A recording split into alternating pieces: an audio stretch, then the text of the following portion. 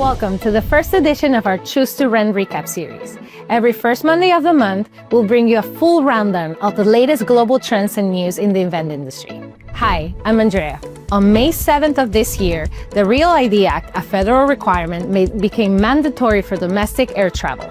This law increases security standards for state-issued driver's licenses and IDs. Under this law, everyone 18 and older will need a Real ID compliant credential, usually marked with a star or another acceptable ID like a U.S. passport, to board domestic flights and enter certain federal buildings.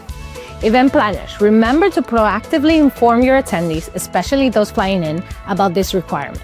Urge them to check their IDs and ensure they're compliant. Data privacy updates you need to know.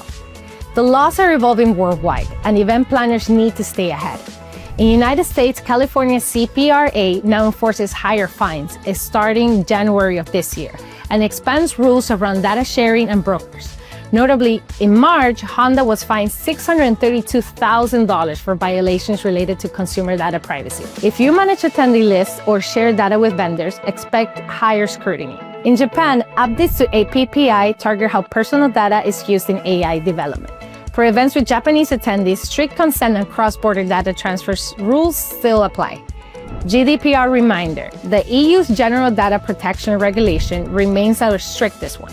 If you collect or process data for EU citizens, be transparent and abide to the law. What this means for event planners: global privacy rules are no longer optional. They affect your registration tools, batch data, and third-party services. What do you need to do? Review and update your privacy policy. Make it attendee-friendly. Ensure your registration platform properly manages consent and opt-ins. Vet all vendors and technology partners for compliance with local and international laws. Now, a hot topic: tariff talk. New U.S. tariffs introduced this year are starting to impact a range of important goods across industry, including commonly used in the event space. While it's still unclear how these tariffs will affect event rentals and consumables long-term, here's what we're doing to help keep pricing stable. We're actively reviewing our supply chain and minimizing potential disruption. We're working closely with our manufacturing partners to maintain consistent pricing. We're exploring alternative materials and sustainable options that may be unaffected by new tariffs. We know that predictable costs are essential for event planning. Our priority is to protect you from unnecessary price increases. Lastly, here's what's coming up on the global trade show calendar. First up, we have the Middle East Event Show in Dubai, running from June 15th to the 18th. Make sure to find us there. Looking ahead, we have IMEX in Las Vegas returns October 7th to the 9th. This year, expect a major spotlight on AI and event technology.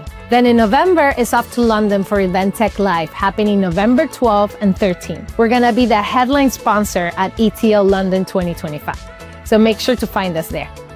That's all for today. Thank you so much for watching. Make sure to tune in every first Monday of the month for Choose to Recap. Bye-bye.